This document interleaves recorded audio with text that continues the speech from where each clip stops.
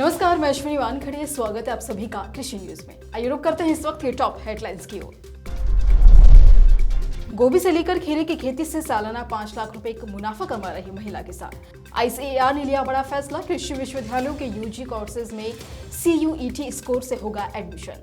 महिला किसान को मिल चुके हैं कई अवार्ड, खेती से कमा रही 25 लाख रुपए सालाना। राय जवान और IG इंटरनेशनल ने भारत में स्वीट पैलोमो किया पेश। लकड़ी से बेचकर परिवार का गुजारा करती थी महिला, अब खेती से 45,000 रुपए कमा रही हैं। एग्रो एलाइड वेंचर्स को 2% पुरस्कारों से किया गया सम्मानित। बेस्ट एग्रो लाइफ ने की गुणवत्ता नियंत्रण अनुसंधान और विकास प्रमुख की नियुक्ति। धर्मराज क्रॉप गार्ड ने भारत में 2 नए उत्पाद किए लॉन्च। इसके बाद देश के कई राज्यों में बदला मौसम।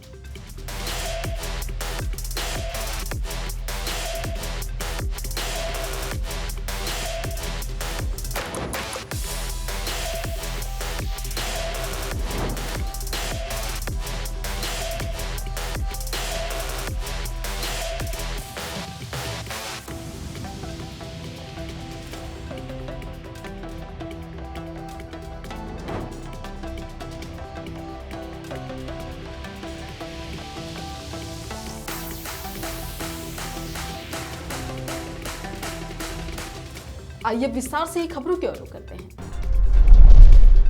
खेती में महिलाएं भी बढ़िया मुनाफा कमा रही हैं और ऐसा कर दिखाया है बिहार के कटिहार जिले की रहने वाली महिला किसान डेजी ने।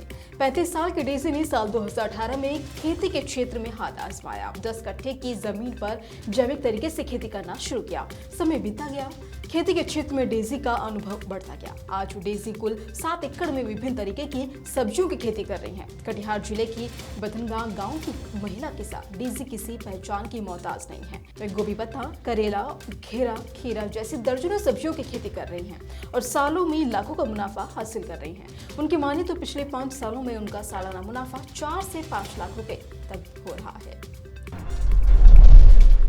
भारतीय कृषि अनुसंधान परिषद के तहत कृषि विश्वविद्यालयों में कृषि और समृद्ध विज्ञान में स्नातक डिग्री कार्यक्रमों में विद्यार्थियों को प्रवेश लेने के लिए common university entrance test CUT UG की परीक्षा देनी होगी। ICAR ने निर्णय लिया है कि अब तक ICAR AIEEA के माध्यम से किए जाने वाले निर्दिष्ट UG पाठ्यक्रमों में प्रवेश शैक्षणिक वर्ष 2023-24 के लिए सामान्य विश्वविद्यालय प्रवेश परीक्षा CUET UG के माध्यम से किया जाएगा। इसीलिए शैक्षणिक वर्ष 2023 और 24 के लिए 20% अखिल भारतीय कोटे की सीटों के लिए कृषि और समृद्ध विषयों में UG पाठ्यक्रम में प्रवेश के लिए कोई ICAR AIEEE नहीं होगा।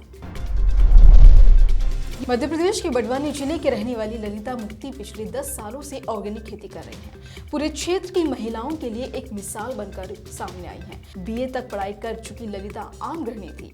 जब उनके बच्चे बड़े हो गए तो पति के साथ खेती में हाथ बटाना शुरू कर दिया।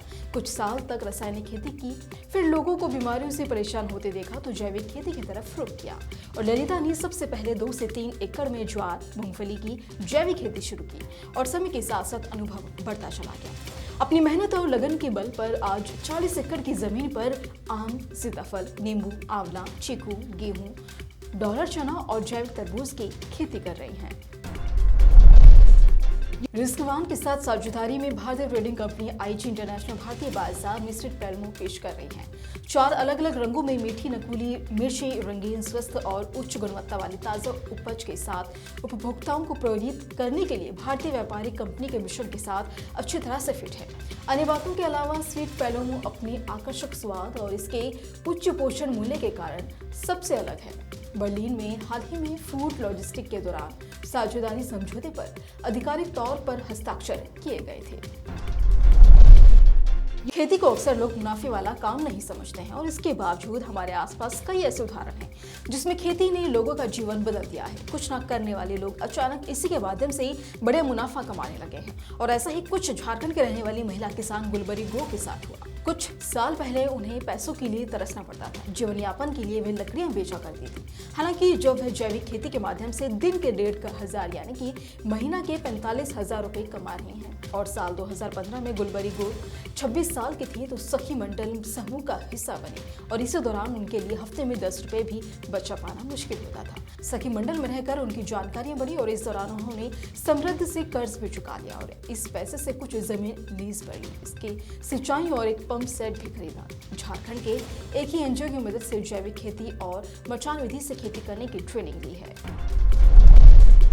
एग्रोलाइड वेंचर्स लिमिटेड को अंतर्राष्ट्रीय फसल विज्ञान सम्मेलन और विशेष प्रदर्शनी में 2% पुरस्कार वर्ष की वैश्विक भारतीय कंपनी और PMFAI SML वार्षिक पुरस्कार 2023 द्वारा सम्मानित किया गया। दुबई, संयुक्त अरब अमीरात में आयोजित कृषि इनपुट पर कार्यक्रम में कंपनी को ये सम्मान दिया गया। एग्रोलाइड वेंचर्स फसल सुरक्षा रसायनों के अग्रणी निर्माताओं में से एक है। आज 15 से अधिक तकनीकी उत्पादों, 350 सूत्रीकरण उत्पादों और 50 संयोजन उत्पादों के साथ एग्रोलाइड वेंचर्स फसल संरक्षण उद्योग में एक प्रसिद्ध नाम है। एग्रोलाइड वेंचर्स एक भविष्यवादी RAND सुविधा, शीर्ष ऑफ द लाइन निर्माण सुविधा और एक व्यापार राष्ट्रीय और वैश्विक उपस्थिति का दावा करता है, जो एग्रोलाइड वेंचर्स को एग्रोकेमिकल उद्योग में एक मजबूत खिलाड़ी बनाता है। भारत की अग्रणी agrochemical company best Agrolife limited ने ललित कुमार शर्मा को अनुसंधान और विकास प्रमुख के रूप में नियुक्त करने की घोषणा की है। शर्मा बेस्ट एग्रोलाइफ लिमिटेड की पूर्ण स्वामित्व वाली सहायक company seedlings India private limited के गुणवत्ता नियंत्रण और अनुसंधान एवं विकास प्रमुख के रूप में शामिल हुए हैं। इस भूमिका में शर्मा R&D रणनीति तैयार करेंगे और कंपनी के पाइपलाइन विकास और विकास कार्यक्रमों को आगे बढ़ाने के लिए भी जिम्मेदार होंगे। रविशंकर विश्वविद्यालय छत्तीसगढ़ से विज्ञान स्नातक शर्मा कृषि विज्ञान उद्योग में 32 वर्षों के समृद्ध अनुभव के साथ आते हैं। वे पहले क्रिस्टल क्रॉप प्रोटेक्शन, धानुका, मैंटोरी और HPM जैसी प्रतिष्ठित एग्रोकेमिकल कंपनियों से जुड़े थे। शर्मा ने इन संगठनों की गुणवत्ता आश्वासन और उत्पादन टीमों के साथ मिलकर काम किया है ताकि नए फॉर्मुलेशन का परीक्षण और कमीशन किया जा सके।